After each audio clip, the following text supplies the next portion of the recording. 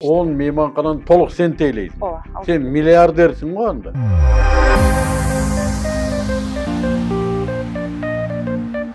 Assalamu alaykum. 3 milliondan aşık akça tapkan kız menen mayak kılabız. Ayağına çeyin turla. 2 ayдын içinde kantip taptı.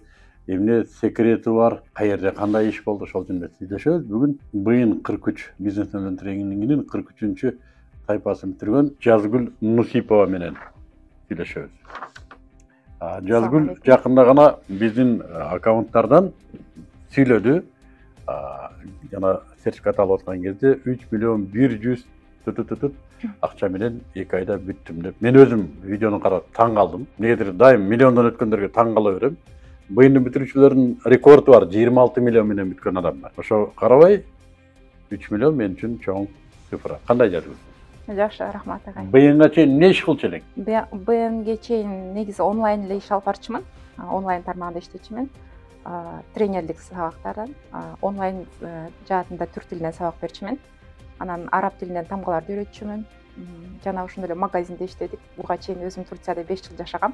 Магазиниң офлайнда кадимки эле. Ооба, офлайн болчу. Кандайча келип калдың быйынга? Ким себептүү, эмне себеп?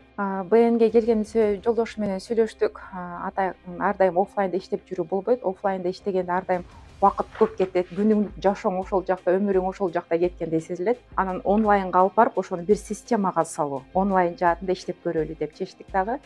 БНГ келип көрөйүнчү дедим. Анан ошол үчүн Каяктан уктуң биз жөнүндө? Инстаграмдан уктум. Мен Инстаграмда сиздин баракчаңызга катталгам. Эмнеге 1 жыл келбей жүрсүң? Күйөөң окуп туруп, эмнеге 1 жыл келген? Жолдошум окуганда биздин как раз жаңы кыздуу болгонбуз. Кызыбыз 2 ай болуп, ошол бир аз чоңойсун, садикке берип, анан баштайлык дедик. Быйынга келдиң. Биринчи пайда болгон таасир эмнеден пайда болду? Мен биринчи эле укканың деген эмне болду? 500 алек болду эң башында эле. 500 алек десе, бул 500 алекти кайдан табабыз, эми кандай болот болду экен деп. Анан ага айтмакчы, ар бир нерсе көзгө көрүнгөн нерсенин баарын алек тапса болот экен.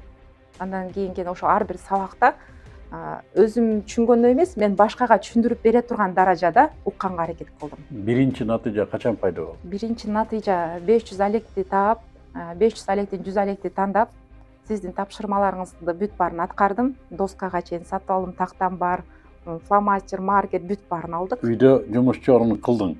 Чорун бүт даярдадык. Сиздин айткан сөзүңүз биз үчүн закон болду. Сиздин айткан нерсемди үйгө алып барып, жолдошум экөөбүз талкуулайбыз кадимкидей. Ар бир уккан нерсемди үйгө алып барып. Жолдошуң эмне деп атты? Ал окуду деп атпайсыңбы бизде? Жолдошум абдан мага жардам берди ар дайым. Негизи эле любой эле бизнесте мен ойлойм, үй бүлөдө ынтымак болбосо бул бизнес болбойт экен. Мени жолдошум ар дайым колдоп, алдыга деп сүрүп турду, мени кадам жасап. Конечно, аял иштеп акча тапса, кандай мамиле болду ортодо? Эмне таасир тийди? Мен менен окуган адамдардын баары абдан кыйын ишкерлер деп эсептейм өзүмдү. Ошол командага туш келгениме абдан сүйүнөм. 43-чү тайпасында. Негизи мен 44 менен окумакмын. Бирок эмнегедир акчаны дароо берип, ошол 43кө окуйм деп менин менеджерим Бакыт байке болду. Ошол Бакыт байке менен сүйлөшүп 43кө кирип кеттик. 3 эле адам калыптыр, ошол 43кө окуйм деп. Анан бирок менде окуган башка командам, группалаштарым, алар да абдан мыкты адамдар болду. Ошол эле сиздин сабагыңызда окуп жүрүп, мен өзүмдүн группама Инстаграмдын, Лалафонун, ушул интернет жаатында ошолордун фишкаларын өтүп сабак. Ошол боюнча дагы жоролуктарда сабак өттүң. Ооба, өзүм сабак өттүм группама. Акчага же бекер? Албетте акчага. Бекер болсо анда эме чыкпайт бекерден. Быйындын ичинде жоролоруңа Ооба. Сен акчага биздин сабакты кайра өтүп берип аттың. Ошол сиздин сабагыңызды өзүм тилинде салып, ар бир проблемасын, анан ошонун чечимин түшүндүрүп бердим. Ошол нерсе сиз айткан нерсе эмнеге керек, анан чечимин кандай чечим чыгарса болот. Мен практика жүзүндө кандай кылып чыгардым, ошону түшүндүрүп бердим. Ар бир 10 окуучудай келди, ошолор менен иштештик. Алар айткан жокпу, бизге ушинтип түшүндүрүп бербейби, эмнеге сен акчага түшүндүрүп атасың? Давай мыктыбек эле талап кылалы дебейби? Ал учурда негизи биздин группада жаңы баштаганда 88 адам болду.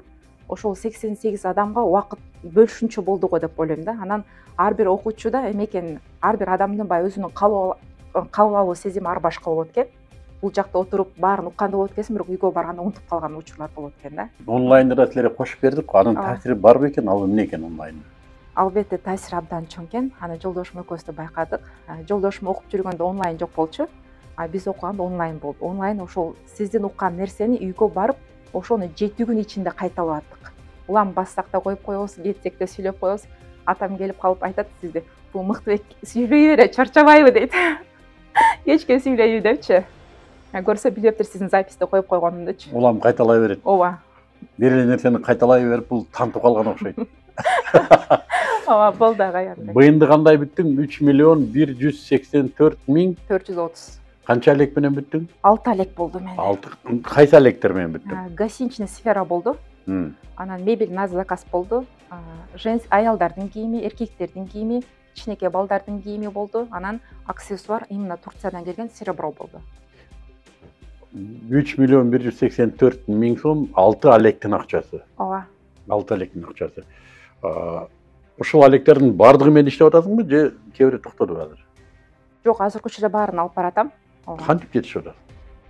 6 тең интернетте. Ооба, 6 тармакта. Эң алдыга чыкканы кайсы? Эң алда чыкканы гостиничный сфера менен мебель на заказ.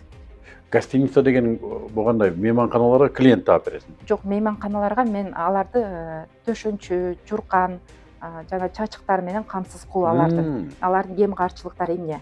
Ошолорду Адан баштап Яга чейин полный мен заказ алып берем. Канча мейманкананы алдың?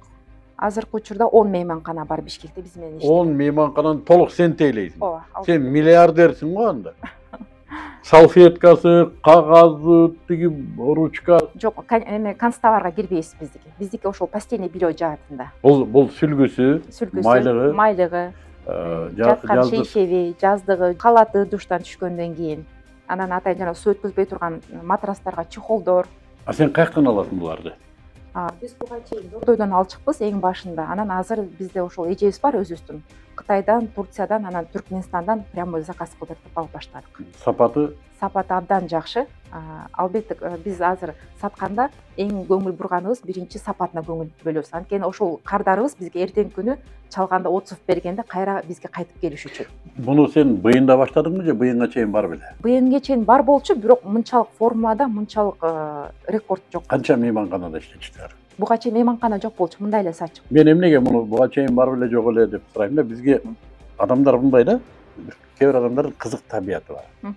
Өзүнүн кылбай атканын бирөөнүн артыкчылыгы менен түшүндүрөт да.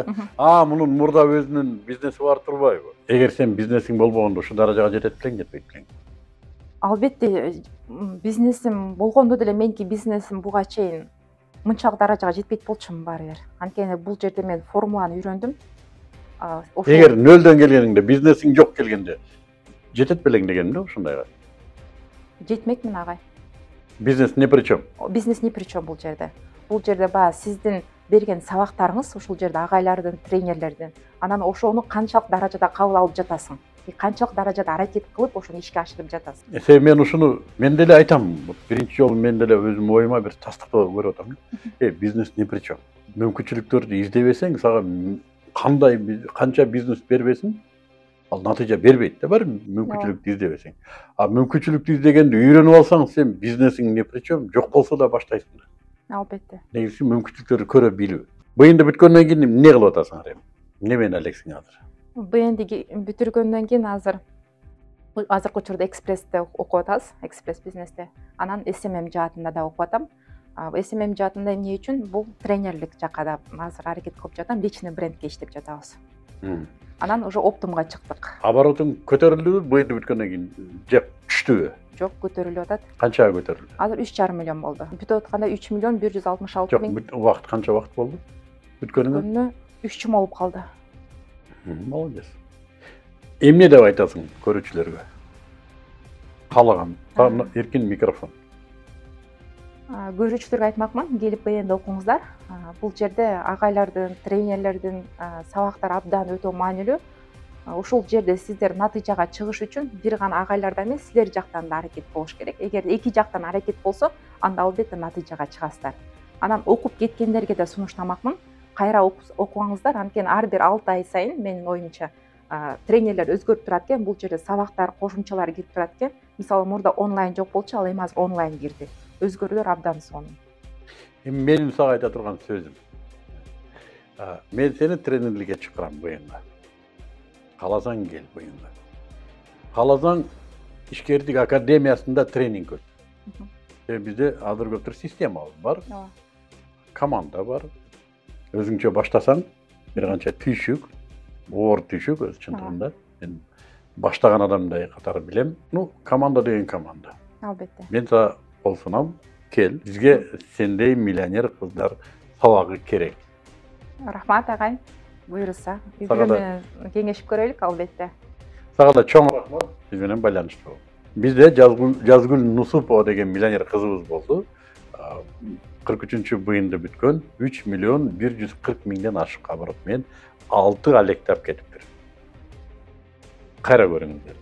Тренингге каталуу үчүн комментарийге телефон номуруңузду калтырыңыз.